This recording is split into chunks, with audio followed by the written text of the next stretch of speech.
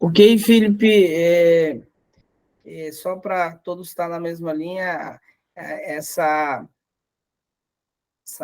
apresentação será gravada, então, para a gente poder disponibilizar para demais componentes que não podem participar, e fica à vontade, então, de apresentar a Carinata para os associados Abrascanola e também associados Carinata. Maravilha, pessoal. Bom dia, é um prazer estar aqui com vocês novamente. Eu sou o Felipe, sou gerente de Carinata e Canola na Nocid, fico responsável pelo Brasil e pelo Paraguai, e também, muito orgulho, associado da Brascanola. O intuito dessa apresentação é mostrar o modelo de negócio e como que a Carinata foi inserido dentro do hall de culturas da Nocid, e um pouco de como isso daí interage com o Brasil. A Nucige tem mais de 100 anos, junto com a Nufarm, e o nosso programa de melhoramento de canola foi o primeiro das culturas a ser desenvolvidas dentro da Nucige. E surgiu a oportunidade da gente comprar um banco, o maior banco de germoplasma de carinata, há 10 anos atrás, de uma empresa canadense, e a gente, pela similaridade com a canola, e por eu poder colocar essa nova cultura dentro do meu programa de melhoramento, né, sem nenhuma alteração, fez com que eu ganhasse tempo e desenvolvimento dentro dessa cultura. Então, a gente adquiriu o campo e no mercado quais eram as oportunidades que a gente tinha de posicionar a carinata dentro do mercado. A carinata difere da canola, né, é também uma brasca, está dentro da família das crucíferas. A diferença da carinata para a canola é o teor de ácido eurusco, que vai ser na casa de entre 30% a 40%, e os glucosolinatos. Então, uma cultura que ela nasce com essa aptidão não alimentar. Tá? E aí a gente foi olhar para o mercado, e aí até a COP24 só participavam países para desenvolvimento de programas voltados à sustentabilidade e redução do aquecimento global. A partir de 24, a gente começou a colocar os setores organizados, uma vez que você, enquanto país, obrigar via lei é algo muito mais impositivo do que educativo na sociedade. Então, entendeu-se que trazer setores organizados para as COPs fazia com que você engajasse também as empresas, e dentro desses setores organizados começou-se a medir qual que era o nível de contribuição ou participação junto à emissão de gases de efeito estufa ou gases de carbono. E aí o setor de aviação ele se destacou negativamente com a emissão de 3 a 4% de todo, responsável de 3 a 4% para toda a emissão desse gás carbônico. Então, a Associação de Aviação Internacional, né, de aviação, se organizou, tomou a dianteira e se comprometeu até 2030 a reduzir 50% das emissões e até 2050 neutralizar 100% das emissões feitas pela aviação. E para isso tem 3 grandes caminhos. O primeiro caminho é parar de voar. E para um setor de aviação falar parar de voar é um palavrão, mas, por incrível que pareça, a França proibiu trechos curtos dentro do país para reduzir a pegada de carbono. O segundo ponto é a compra de crédito de carbono, num mercado desregulado, em que a principal fonte geradora são conservações de florestas no projeto RED+. E quando você tem créditos de carbono advindos de florestas, você tem um estoque limitado, porque crescimento de floresta é algo que não se fala hoje em dia. Né? Se fala em conservação das que tem. Então, é um estoque que ele tende a se limitar e, por uma procura muito grande, uma oferta limitada, o preço tende a crescer demais. E uma terceira via é encontrar um combustível sustentável. E, para isso, determinou-se alguns desafios para que ela seja considerada uma matéria-prima sustentável. Primeiro, ela não pode causar dano ao ambiente. Então, ela não pode ser cultivada em áreas desmatadas, em áreas em que já degradaram de alguma forma ou já contribuíram para a emissão dos gases de aquecimento global. Ela não pode gerar contaminação, então não pode ser uma cultura que tenha uma pegada de uso de defensivos de banda vermelha, banda amarela, não pode gerar desmatamento, gerar o contrassenso do que se espera dessa cultura, tenha grande disponibilidade, né, e não seja comestível, uma vez que não adianta se voar verde às custas de outras pessoas passando fome. Então, sempre a fome em primeiro lugar, e em segundo lugar, a gente tenta resolver as outras coisas. Ela precisa ser rastreável, ou seja, ela precisa comprovar essa história que foi contada nas linhas anteriores, com uma entrega imediata. Ninguém quer contratar esse ano para receber daqui 3, 4 anos, e não deve afetar os cultivos atuais. Isso porque ela não pode deslocar uma área de soja que serve para alimento. Apesar dela não ter essa dupla aptidão, ela também não pode reduzir áreas de outras culturas que já alimentam o mundo. Cumprido todos esses requisitos, ela é considerada um combustível sustentável de aviação, o famoso SAF, que por natureza ela emite, né, pouco ou nenhum gás carbônico. Isso faz com que a gente, de um jeito geral, reduza a geração de gás de efeito estufa, ou seja, tem aquela pegada de carbono. Porém, quando a gente olha em toda a matriz energética do SAF, ele representa 0,1% de todo o combustível de aviação. Na última COP que teve, se convencionou que para a gente entrar numa sustentabilidade dentro desse setor, esse número precisa subir para 65%.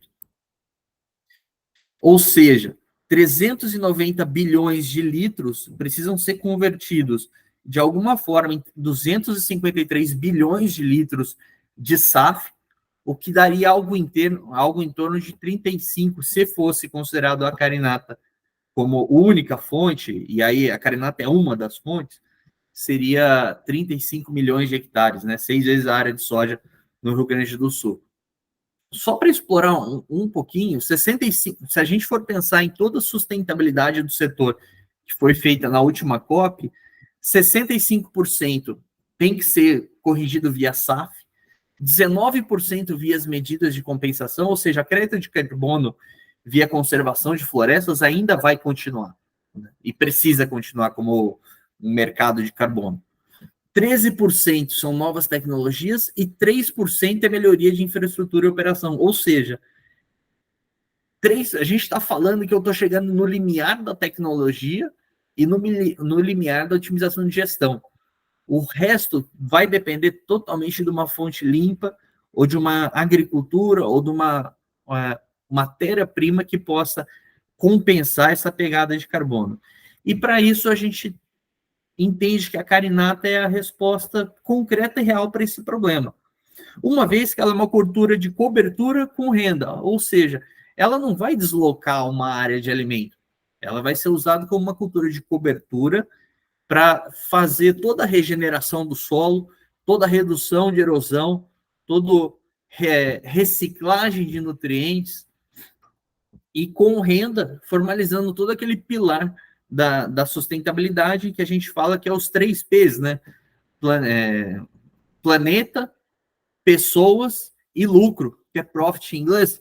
Então, uma coisa que faça bem para as pessoas, que deixe o planeta perene e dê lucro, isso sim fecha uma cadeia sustentável de negócio. É uma cultura não transgênica e certificada, ou seja, ela prova tudo aquilo que ela foi desafiada a fazer. É uma alternativa para a safrinha, até por zoneamento, estruturamento da carinata, ela se adequa nos períodos de safrinha, cultura de inverno, cultura outonal, usada uma excelente alternativa para a rotação, visto os benefícios do solo, visto os benefícios de controle de nematóides, né? Um grão extremamente rico em óleo, a gente está falando de 45% a 48% de óleo no grão, e a proteína de 46% a 52% de proteína com baixo teor de fibra. Quando eu faço a extração do óleo do grão, eu tiro a maioria da parte dos componentes tóxicos, e o farelo ele pode ser usado desde que numa concentração de 4% na mistura para ração para gado, né? Aumentando a maciez de carne, melhorando a emprenhez e a produção de leite, né? E é uma fonte extremamente premiada por não ser transgênica e certificada também no farelo. Quando a gente posiciona a carinata para o Brasil, ela é vista como um ciclo de sustentabilidade de carinata e não como uma cultura em si. Assim como muitos dos benefícios que ela compartilha com a canola, ela aumenta, né? A gente fala de uma população de 440 mil plantas por hectare.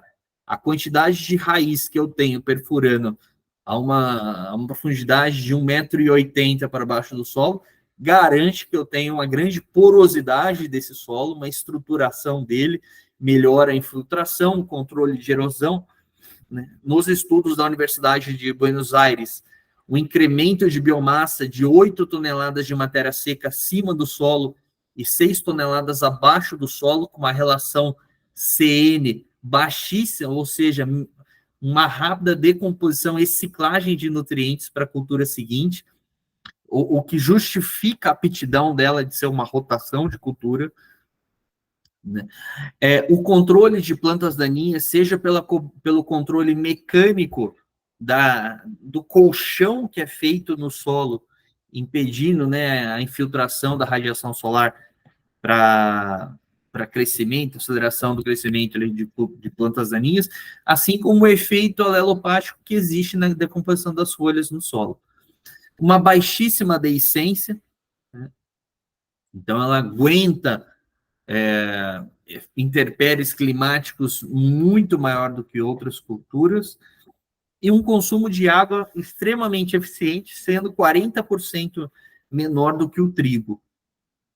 Quando eu penso em rentabilidade, é uma cultura com rentabilidade ligada à canola na França, ou seja, uma bolsa à parte das outras bolsas que o produtor já costuma praticar. É uma cultura precificada em euros por tonelada, então é uma moeda tão forte quanto o dólar, e muitas vezes até mais forte do que o dólar, ou seja, é uma oportunidade do produtor ter um certo hedge cambial dentro da cultura, dentro de todas as culturas dele. É uma cultura que agrega ao meio ambiente por ser certificada. Hoje a certificação é RSB para mercado europeu, mas a gente já tem estudado ela de converter para RSB Corsia, para pegar ainda o mercado mais premium da Europa, e a ISCC para a gente acessar o mercado americano.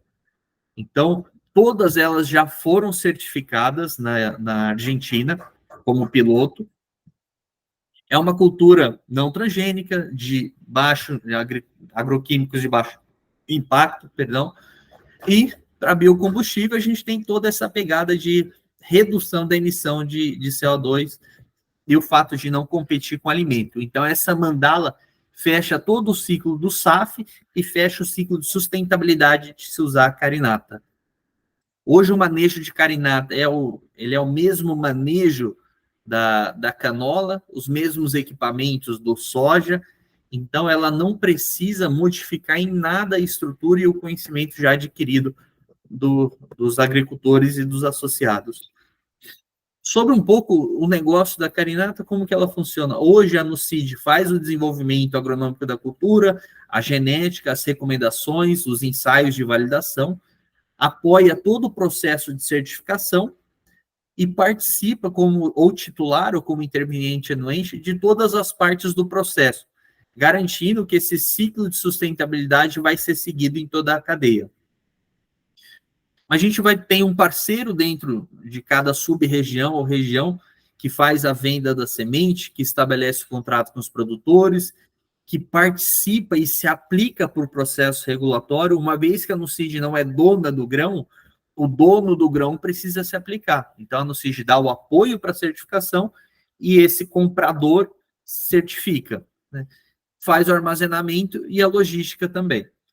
E depois a gente tem a Saipol, que é um grande parceiro, é um sócio na Carinata nosso na França, que compra o grão, garante a compra de 100% dos grãos produzidos, fornece o livro para fazer a fixação, o hedge, a compra do grão na Europa, e eles construíram uma planta dedicada para a carinata na França. A grande vantagem é que hoje 100% do grão ele é exportado a granel, que vai direto para a França, mas a vantagem é que eu consigo moer esse grão dentro de um país que é um dos países que mais defendem a sustentabilidade na Europa, e eu consigo passar um tom de biocombustível também com participação europeu. Então, assim como a gente comentou com a Carinata e a Canola serem parceiras, né, dentro da Brascanola, a gente também chamou alguém lá da Europa para ser parceiro nosso no bioquerosene. E aí, a gente tirando, no caso deles, o ego europeu da pegada de carbono, e chamando eles para serem coparticipantes, né, dessa nova solução. Isso faz com que a gente tenha uma entrada 100% dentro da Europa, com todas as premissas, as regulamentações que precisam ter lá dentro. Do outro lado, a gente tem a BP, que é o nosso outro sócio na Carinata, que garante, dentro do setor de aviation na Europa, toda a venda e escoamento desse combustível. Então, são esses dois grandes parceiros que fazem com que a Carinata tenha um mercado líquido e certo na Europa. Como evolução comercial para a Carinata no Brasil e no Paraguai, a proposta que a gente tem, o plano de 5 anos, é que a gente faça 10 mil hectares esse ano de Carinata, né, produzindo em torno de 20 mil toneladas, isso equivale a meio navio saindo do Brasil. No próximo ano, que essa área aumente para 20 mil hectares, e cada navio, 40 mil hectares, perdão, 80 mil toneladas, cada navio sendo 40 mil toneladas, então a gente faria dois navios no Brasil, e assim ia crescendo.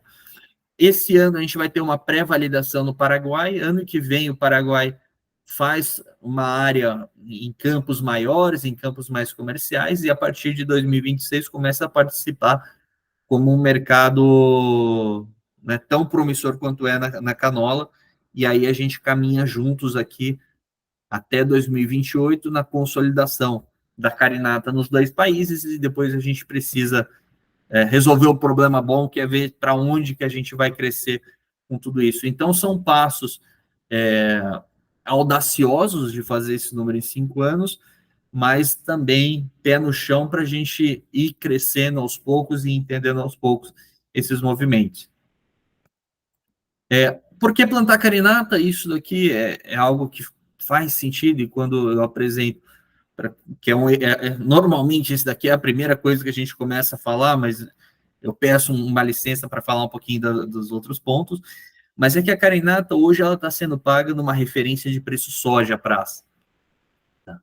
Com um custo de produção muito próximo, um pouco menor do que a canola, deixando uma receita de algo em torno de 20% a 30% de margem de lucro ali por produtor, tá? Em torno de 7 sacas ou um pouco mais.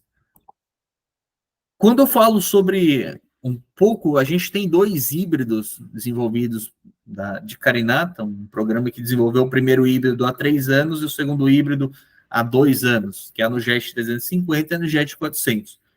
É uma cultura de ciclo, né? Quando eu olho para 350, um ciclo de 130 dias, referência a Rio Grande do Sul, e a Nugest 400, 134, 140 dias.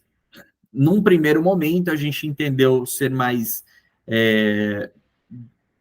atrativo iniciar uma de ciclo curto, aqui no Brasil, justamente para não impactar o soja que vem seguido. É uma cultura que inicia o florescimento com 60 dias, né, termina o florescimento com 90 dias, 93 dias, uma florada de 33 dias. Então, quando eu comparo com a 400, ela floresce antes e ainda por um período maior, garantindo mais carga de flor, uma estrutura de 1,5 m, 1,45 m. Quando eu olho sobre os números de doença, apesar de não ter diferença significativa, esse é um trabalho, eu esqueci de dar os créditos da equipe do professor Garrafa na CETREM, a incidência de esclerotina, então, em torno de 10%, apesar de não ter diferença estatística, ela, no campo, ela reflete, sim, esse potencial de não ser agredida tanto pela esclerotina. E outro ponto que também chama atenção é o tamanho, né, o peso, a massa de 1.000 grãos, ela é um grão um pouco maior, um pouco mais vistoso, e isso também acaba impactando na produtividade. Esses números da coluna aqui de rendimento, eles têm um asterisco só de fazer, né, como todo mundo sabe, o ano passado não foi um dos melhores anos climáticos para canola no Brasil, então a gente vê que todas as canolas foram, de certa modo, impactadas no potencial, e a gente vê a Nugest 350 performando com um número interessante frente às outras. Isso se dá muito, né, pelo perfil rústico da carinata e o como ela pode ser um seguro para o produtor dentro das rotações, dentro das outras culturas, para manter a rentabilidade do campo. Quando a gente olha para 2023 para outros campos que foram feitos ensaios, eu tenho em Uberlândia 115 dias, com uma produtividade de 2.500, né, em Brasília 120 dias no trabalho da Embrapa com 2.900, quase 50 sacas. O Uruguai, fechando uma média, 145 dias com 2.000 quilos por hectare, e a Argentina fechou a média 150 dias com 1.800 quilos por hectare. Nos ensaios realizados na Embrapa com o Dr. Bruno, a gente viu alguns resultados que chamam a atenção sobre a produtividade da carinata frente às canolas, que foram muito bem, mas a carinata tendo um certo destaque aí na produção de grãos, e também o efeito negativo para nematóides, até comparado com as outras brásicas, dessa paralisação aí do desenvolvimento do nematóide no solo, através dos exudatos da carinata. Outro ponto é o efeito também de baixíssimo fator de reprodução de nematóide da carinata, né, na casa do 0,2, 0,02, 0,1 e 0,4, Javanica, incógnita e pratilencos. Recentemente, também um estudo mostrando também esse controle de rotilencos, né, uma praga forte para algodão. E principalmente pelo ciclo, a gente decidiu e achou que era interessante iniciar os trabalhos de pré-lançamento comercial com a 350 no Brasil e no Paraguai, né, e mantendo ainda a 400 como uma possibilidade de cultura de cobertura, principalmente para reforma e rotação de cana-de-açúcar, ou no noroeste do Paraná, em regiões em que não se enquadram soja, um milho safrinha, que se põe uma aveia preta, alguma outra cultura, talvez colocar a carinata num ciclo maior que cuide e proteja o solo por mais tempo, possa ser uma alternativa de rentabilidade ao invés, e cobertura e proteção do solo. Esse daqui é o nosso mapa da carinata para esse ano. Então, a gente tem os pontos amarelos como os portos potenciais.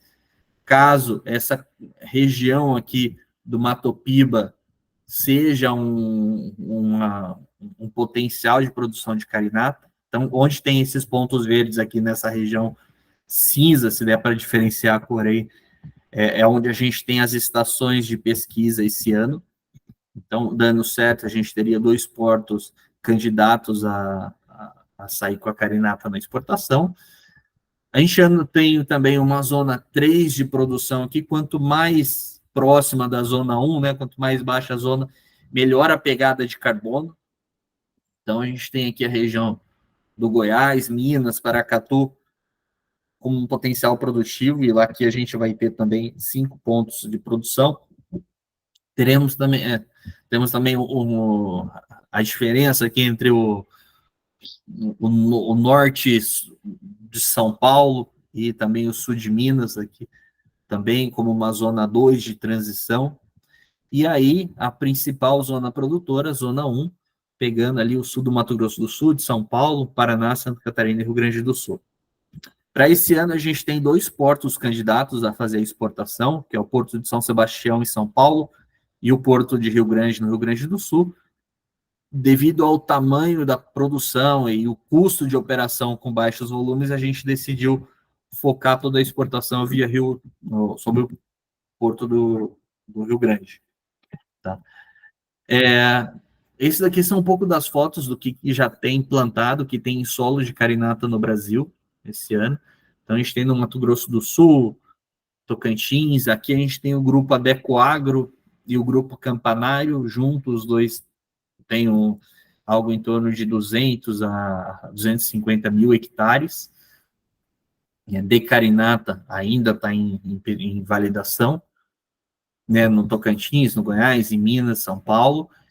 Isso a gente, até hoje, a gente tem 2.000 hectares plantados e a gente vendeu semente, validou as áreas para o plantio de 8.000 hectares, de mais 8.000 hectares. Então, dentro daquele plano de fazer os 10.000 em 2024, a gente segue em linha com o plano. Esse daqui foi um experimento que a gente montou em Novo Campo dos Parecidos, Mato Grosso, e aí aqui foi uma surpresa positiva que tá fazendo com que a gente queira estudar ainda mais quais foram os motivos. Mas com 38 dias a gente já viu o aparecimento de botão floral na carinata. Então, a gente quer entender agora o que foi esse motivador dessa indução floral tão cedo, a antecipação de 22 dias do que a gente esperava, mas é uma surpresa positiva. E esse daqui foi um plantio no deserto australiano, com um desenvolvimento relativamente bom da carinata lá. Então, você vê que é uma cultura que ela tem uma rusticidade e tem muito ainda para a gente descobrir, e o apoio da Brascanola é fundamental para a gente conseguir avançar com ela e entender cada vez mais.